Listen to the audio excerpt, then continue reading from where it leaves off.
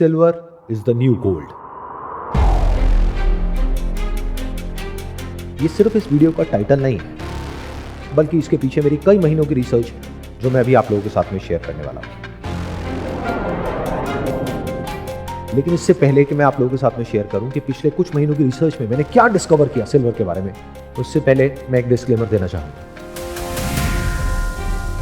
ये जो इन्फॉर्मेशन मैं आप लोगों के साथ में शेयर करने वाला हूं, ये मेरी अपनी अंडरस्टैंडिंग है और ये किसी भी तरह की कोई भी इन्वेस्टमेंट एडवाइस नहीं है। और इस इन्फॉर्मेशन के बेस पर आप क्या करते हैं और क्या नहीं, ये पूरी तरह से आपकी रिस्पॉन्सिबिलिटी है। तो सबसे पहले बात करते हैं सिल्वर के पास्ट के बारे में। सिल्वर जो कि एक प्रेशियस मेटल है, बिल्कुल गोल्ड की तरह, ये पिछले हजारों सालों से पूरी दुनिया में एज करेंसी यूज होता रहा है। मतलब कि सिल्वर कोई घर में रखने की चीज या पहनने की चीज नहीं थी, बल्कि उससे ट्रांजैक्शंस होती थी। यानी कि मनी का मतलब होता था सिल्वर एंड गोल्ड। लेकिन फिर जैसे जैसे फिएट करेंसीज पूरी दुनिया में पॉपुलर होने लग गई, यानी कि पेपर मनी, उसने रिप्लेस कर दिया गोल्ड और सिल्वर को एज करेंसी। यहां पर एक बहुत इंटरेस्टिंग चीज है समझने वाली। हिस्टोरिकली पिछले हजारों सालों में गोल्ड और सिल्वर के बीच का जो रेशियो था, दैट वाज बिटवीन 10 to 20। यानी कि अगर आप सोने को चांदी से एक्सचेंज करें तो 1 ग्राम सोने के बदले में आपको 10 से 20 ग्राम चांदी मिला करती थी। लेकिन जब फिएट करेंसीज पूरी तरह से पूरी दुनिया में आ गई और गोल्ड और सिल्वर का यूज एज करेंसी पूरी तरह से बंद हो गया, तो ये जो रेशियो थी बिटवीन गोल्ड एंड सिल्वर, ये बढ़ करके हो गई 50 to 60 टाइम्स। और अगर आज की डेट की बात करी जाए, यानी कि नवंबर 2025, तो ये रेशियो है 80 टाइम्स।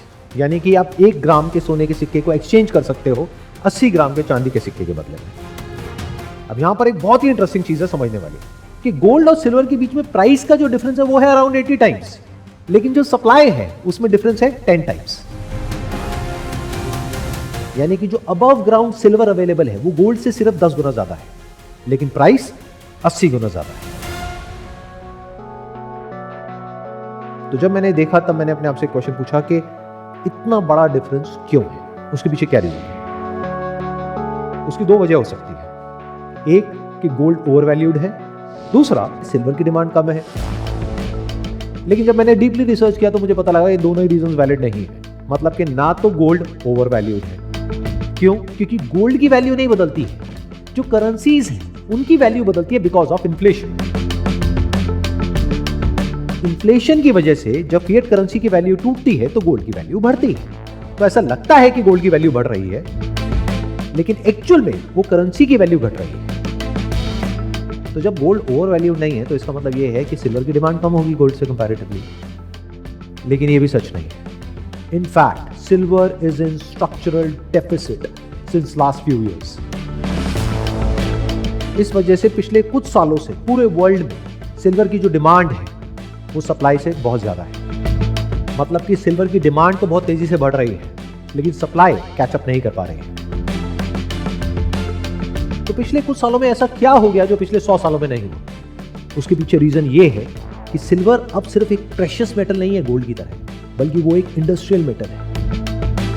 यहां तक कि पूरी दुनिया में जो हर साल सिल्वर की माइनिंग होती है, वहां से जो सिल्वर का आउटपुट आता है और जो सिल्वर रिसाइकल होकर के मार्केट में आता है, अगर इन दोनों को भी आप कंबाइन कर दो, तब भी industrial demand is almost 67% of the total output. और ये जो इंडस्ट्रियल डिमांड है ये पिछले कुछ सालों से कम नहीं हो रही है, बल्कि बढ़ती चली जा रही है। उसके पीछे रीजन है सिल्वर की exceptional electrical and thermal conductivity, which is unlike any other cheaper metal. तो सिल्वर का यूज सिर्फ वहां तक सीमित नहीं है जहां तक कि हम लोगों के दिमाग में बैठा हुआ है। मतलब क्या? चांदी के बर्तन, चांदी की मूर्तियां, चांदी के सिक्के और चांदी के गहने। सिल्वर को हम सब जाने अनजाने अपनी लाइफ के अलग अलग एस्पेक्ट्स में यूज कर रहे हैं और हमें पता तक नहीं है। यानी कि अगर आप एक इलेक्ट्रिक व्हीकल ड्राइव कर रहे हैं तो क्या आपको पता है कि उसमें 25 से 50 ग्राम तक सिल्वर है? आपके घर या ऑफिस की छत पर या उसके आसपास में जो सोलर पैनल्स लगे हुए हैं उसमें भी सिल्वर यूज हो रहा है। इसके अलावा ऐसे बहुत सारे इलेक्ट्रॉनिक आइटम्स हैं जहां पर सिल्वर का यूज होता है, लेकिन हम लोगों को पता तक नहीं है। और अभी जो पूरी दुनिया में एक वेव चल रही है आर्टिफिशियल इंटेलिजेंस की, तो उसके जो डेटा सेंटर्स हैं वहां पर भी सिल्वर का यूज हो रहा है। और ये सिर्फ कुछ इंडस्ट्रीज हैं जिसके बारे में मैंने आप लोगों को बताया है। इसके अलावा और बहुत सारी इंडस्ट्रीज ऐसी हैं जहां पे सिल्वर को रिप्लेस करना with some other metal is next to impossible. तो अब सवाल उठता है कि जब सिल्वर की डिमांड इतनी तेजी से ऊपर उठ रही है तो क्या उसकी सप्लाई को भी उतनी ही तेजी से बढ़ाया जा सकता है? इसका जवाब है नहीं, क्योंकि सिल्वर की माइनिंग में और गोल्ड की माइनिंग में बहुत डिफरेंस है। Majority of silver that comes out of ground comes as a by product. इसका मतलब कि माइनिंग होती है किसी और मेटल की, फॉर एग्जांपल कॉपर की, जिंक की, और उसके साथ में सिल्वर को एक्सट्रैक्ट किया जाता है। इसके अलावा वो सिल्वर जो कि इलेक्ट्रॉनिक्स में यूज हो गया है उसको रिकवर करना इज नॉट दैट इजी। तो अगर सिल्वर की डिमांड बढ़ गई और एकदम से सप्लाई को बढ़ाना है तो ऑप्शन क्या है? वो सिल्वर जो अलग अलग इंडस्ट्रीज में यूज हुआ उसको एक्सट्रैक्ट किया जाए, उसको रिसाइकल किया जाए। लेकिन वो ज्यादातर पेस्ट के फॉर्म में यूज होता है और उसको रिसाइकल करना is easiest said than done. अब जब सिल्वर की सप्लाई कांस्टेंट है लेकिन डिमांड बढ़ती चली जा रही है, इसी वजह से सिल्वर के जो प्राइसेस हैं वो बढ़ रहे हैं। But it is not a local phenomena, it is a global phenomena. फिर चाहे वो इंडस्ट्रियल पर्पसेस के लिए सिल्वर की डिमांड हो या इन्वेस्टमेंट पर्पसेस के लिए हो, दोनों ही तरह की डिमांड बढ़ रही है।